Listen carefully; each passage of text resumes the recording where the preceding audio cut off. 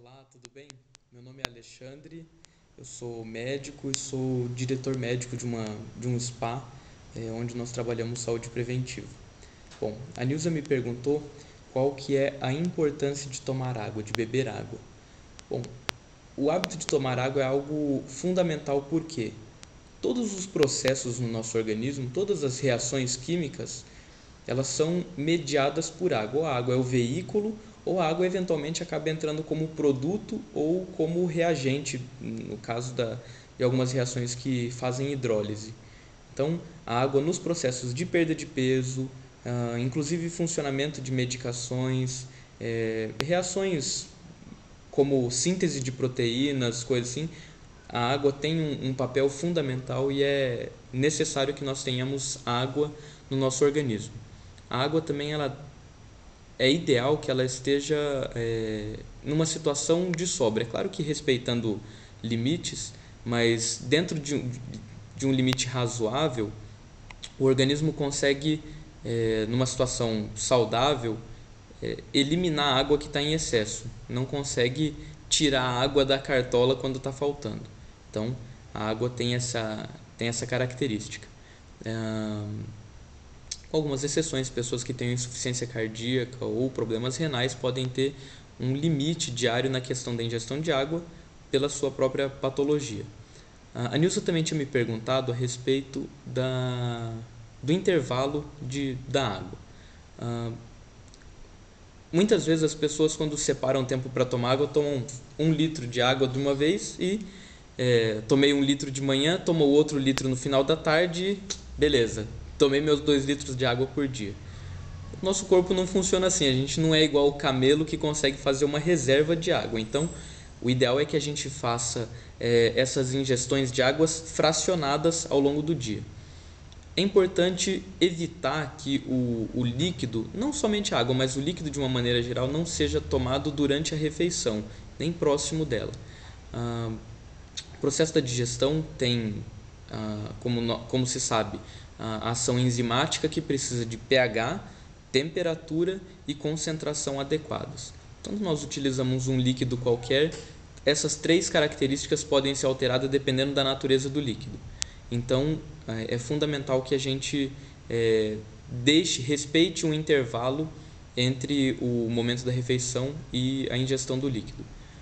Os líquidos, eles também fazem com que o processo da digestão fique lentificado.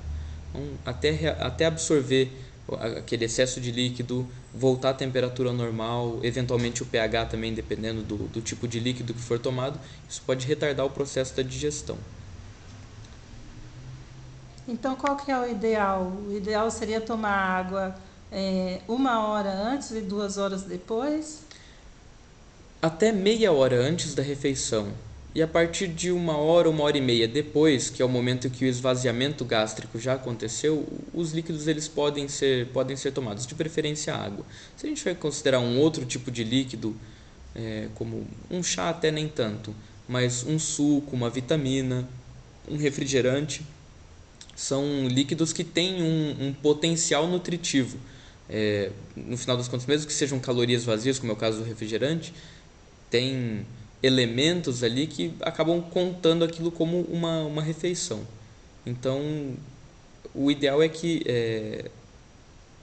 se for utilizar o líquido para substituir alguma refeição, que isso seja ocasional, não tomar ele junto com a refeição. E respeitando essa meia hora antes da refeição, 1 hora e meia após a refeição, e de preferência que seja água fracionada ao longo do dia. Tá certo. Tá certo? E com relação às pessoas, existem pessoas que podem ingerir menos água, outras mais? Normalmente a questão do cálculo da água se faz baseado no peso da pessoa.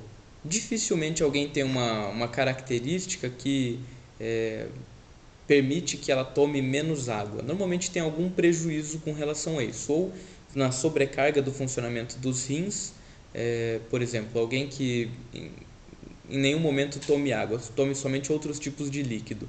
Eu costumo fazer uma comparação, é bastante infantil, é verdade, mas quando nós vamos, por exemplo, lavar um prato, a gente não usa refrigerante para lavar o prato, a gente não usa chá para lavar o prato, nós utilizamos água. Nosso corpo da mesma maneira. Então, a água ela acaba funcionando como um solvente para a eliminação das nossas excretas, que é uma diferença fundamental, né, entre o funcionamento do nosso sistema renal e de outros animais que têm um sistema de excretor que funciona com menos água, por exemplo, o caso dos répteis e das aves, mesmo os peixes. Então,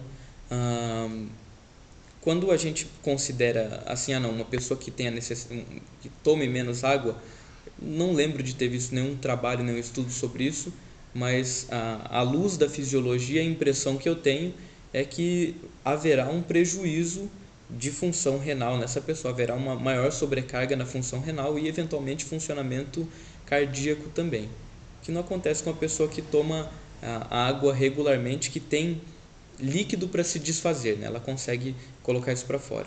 Algumas pessoas falam, mas eu tenho problema de retenção hídrica, né? De retenção de líquido. Eu também devo tomar água regularmente, eu já estou retendo líquido, eu preciso tomar mais? A retenção hídrica ela não acontece sozinha. A água, como eu mencionei agora há pouco, é um solvente, então normalmente a causa da retenção hídrica acabam sendo outros solutos. Então, é claro que tem uma variação grande de cada caso, em algumas situações patológicas isso pode acontecer, mas fundamentalmente numa pessoa rígida, saudável, essa retenção hídrica normalmente acontece em decorrência de sedentarismo. Uma pessoa que pratica pouca atividade física tem uma tendência maior a acumular líquido nas extremidades. Eventualmente, num dia que tenha uma alimentação mais rica em sal, também pode acontecer isso, mãos e pés ficam mais inchados. Algumas vezes essa retenção hídrica é ocasionada por variação na pressão atmosférica externa. Uma pessoa que vá à praia naturalmente tem a sua pressão arterial reduzida e pode acontecer um extravasamento de fluido para o espaço extravascular e as pessoas sentem as mãos mais inchadas, às vezes os pés mais inchados também. Mas todas essas são situações que têm uma variação nas situações ambientais ou na alimentação e que acaba provocando essa mudança, né, que a gente estava conversando, esse acúmulo de líquido. Tá bom. Nós agradecemos, doutor, a sua participação e toda a turma do PDG S7 agradece também. Obrigado pelo contato e estamos à disposição. Grande abraço a todos. Valeu.